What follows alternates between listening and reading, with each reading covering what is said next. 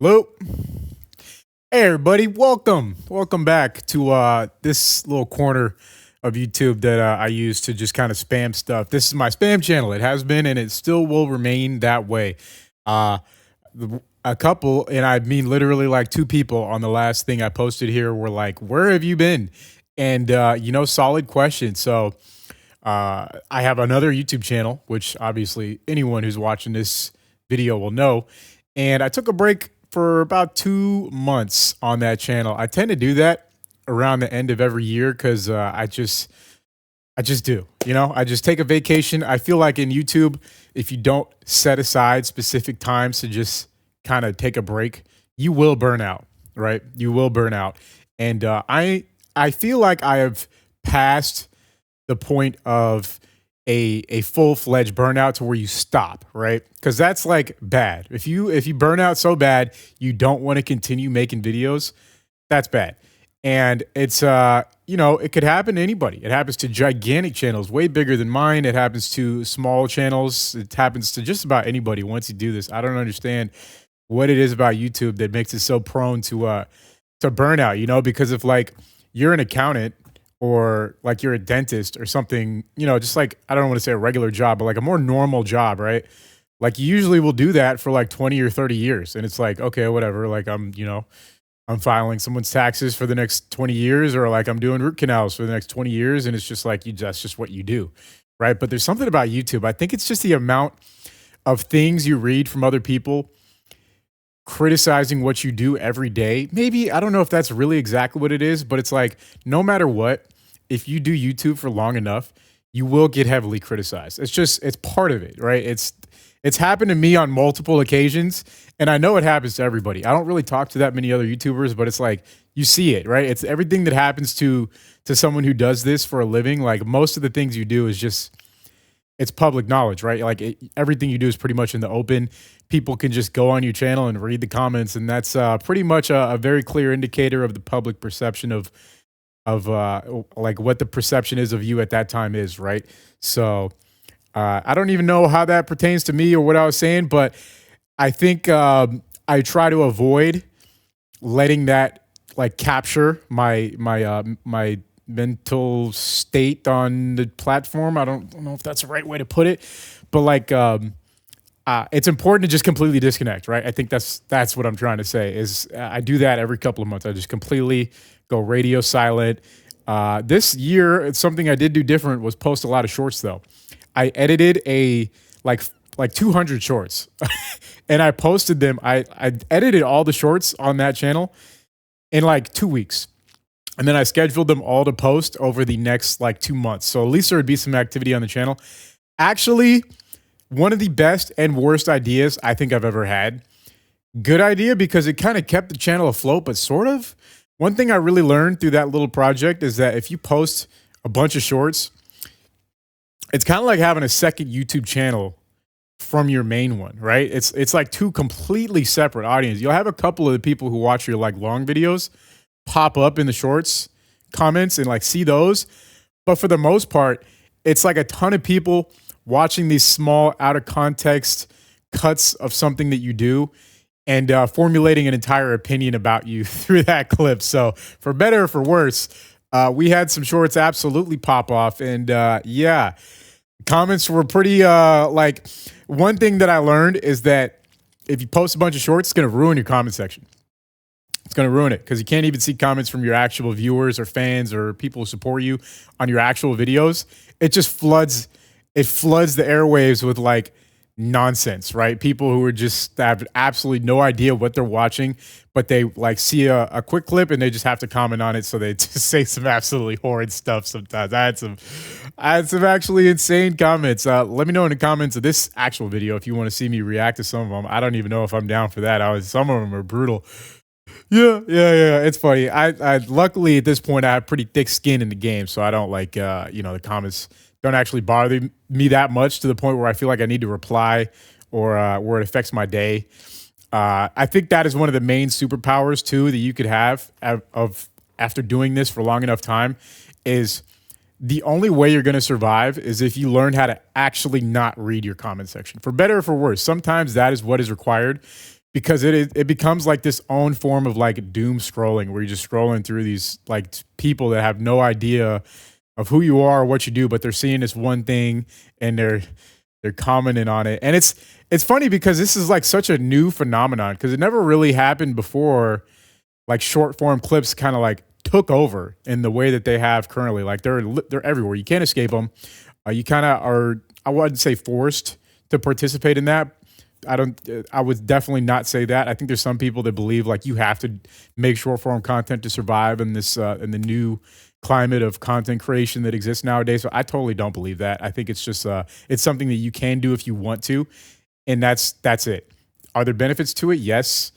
Are they anywhere near as substantial of the benefits of having good long form content? Not even close. Not even in the same ballpark. Um, so it's not like something you have to do, but it's been interesting.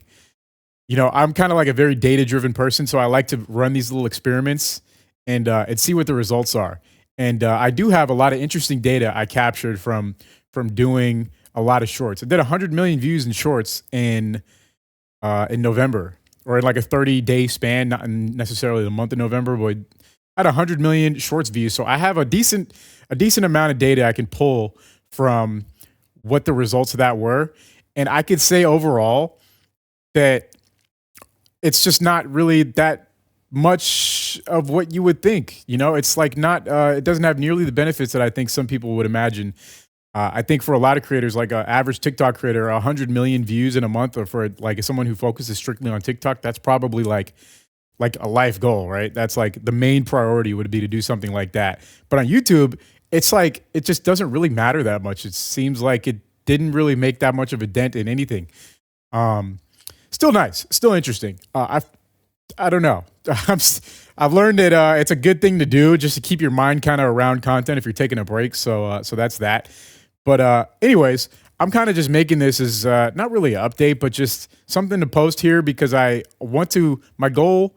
I don't like talking about YouTube goals because that's you know, I feel like there's a saying that's like you don't ever want to actually announce what your goals are because there's some scientific reason that makes it like you're more likely to not accomplish your goal if you talk about it and just actually do it.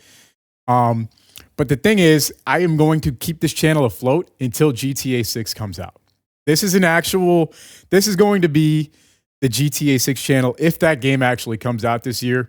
One of my this is a real goal of mine in life, was to survive. And I mean, quite literally, not die until GTA 6 comes out. Grand Theft Auto shaped who I am as a person. It is one of my earliest memories. What year did original GTA 3 on PS2 come out? GTA 3, 2001. So in 2001, I was 8 years old. I sometime around then, I don't know if it was actually that year. I think it was actually because it was the winter. It was a winter. I went into Blockbuster Video, a chain that is now defunct. You can't. I don't think they even exist anywhere anymore. But anyone who's around my age remembers Blockbuster Video. It's a place where you went to rent physical copies of media like VHS tapes, later on DVDs, Blu-rays, and then they went extinct. The first video game that I ever rented, one of the first games that I ever played, as a matter of fact, was Grand Theft Auto 3 at the ripe old age of 8 years old. And I remember going to the Blockbuster. One of my actually, I think the earliest, most vivid memory that I have in life where I can clearly remember a lot of things about it. I remember picking up the box, not knowing anything about it. Just the cover art of the box like made me want to play the game and see what it was about. And I brought it to my dad, and my dad was like, "What is this?" He saw a guy like, you know, holding a gun on the cover, and the game's called Grand Theft Auto. And he takes it to, we go to the register, and we go to check out with that game. And the guy at the register is like, "Just so you know, is he going to be playing this game?" He points at me. And my dad's like, "Yeah." And he's like, "In this game, you can steal a fire truck and run over a prostitute in the game. And obviously, you can also shoot that person after you run them over." And my dad totally didn't care. He totally did not care. He's like, "It's fine. You know, I think it'll be fine." Successfully rented the game, took it back, played it a little bit, and didn't actually beat the game. Unfortunately, I didn't actually beat the game. I probably got to like 1/5 of the way through the game, had to take it back, went to EB Games, I think was the store at the time. EB Games. Yeah, I did get a Facebook Marketplace message in the middle of all this. I'm selling some old camera equipment. And bought it. And that was one of the first games that I bought myself. Before that, I have a big sister, and she would play like Nintendo 64. So played some other games here and there. First game I ever bought, GTA 3. And then, of course, played Vice City, San Andreas, shaped my childhood. And yeah, so I want to make it to GTA 6. That's an actual thing that is keeping me going. You know, not like I'm having any trouble staying alive. I don't want to phrase that the wrong way. I'm totally happy with a lot of things going on. But I felt like instead of, I posted like a random video about the Cybertruck explosion, and I probably should post like a more coherent video, which is this about where I'm at with this channel and what I'm doing and, what the plans are for it. Another thing is this is just going to be a spam channel until then. And even after then, this has always just been my place to just post spam. I think it's a healthy thing to have if you do content creation, especially YouTube full time, is like you have one channel that's like focused on one thing, but everybody wants to do other stuff. It's just natural, right? So I think it's important to have a spam channel where it's like, it's straight up dedicated to spam. Like whatever you want to post, you just post it. If it flops, it doesn't matter. Like it's just there to have something to free your mind a little bit on and experiment with different formats, whatever. And that's what this is, and what is it? It's kind of been for the last couple of years, even though I don't really actively post on this. And that may not change. I'm gonna be honest. It may not change. Hopefully it does. None of us can see the future. None of us will know if GTA actually even comes out this year. That would suck. I'm not gonna lie. That would be a huge bummer. I really hope it does.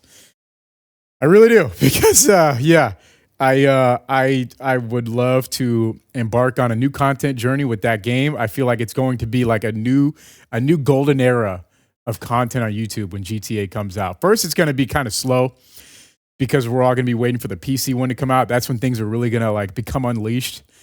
But like I'm really optimistic about it.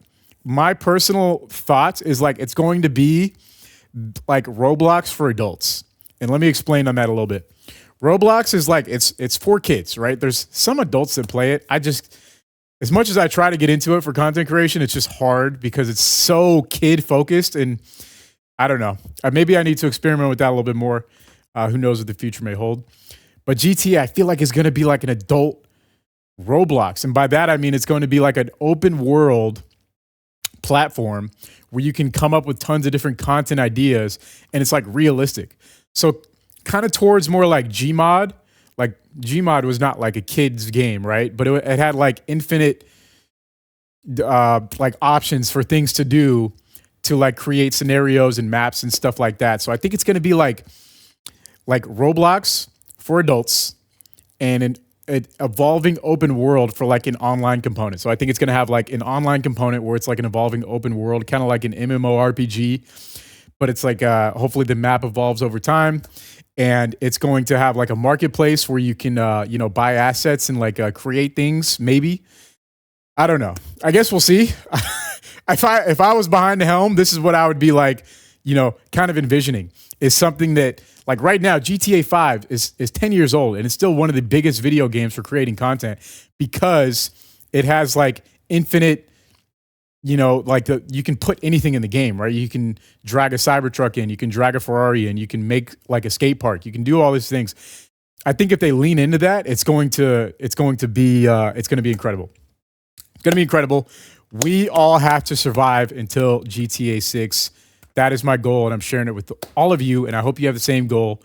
We need to stay alive until the end of this year, minimum. Hopefully the game comes out this year. Hopefully we don't die. Hopefully there's not like an atomic war, and hopefully Yellowstone doesn't erupt, and hopefully, nothing else bad happens. And I'll be here on this channel here and there. See you guys next time. Next video. Who knows when? Maybe later today. I don't know.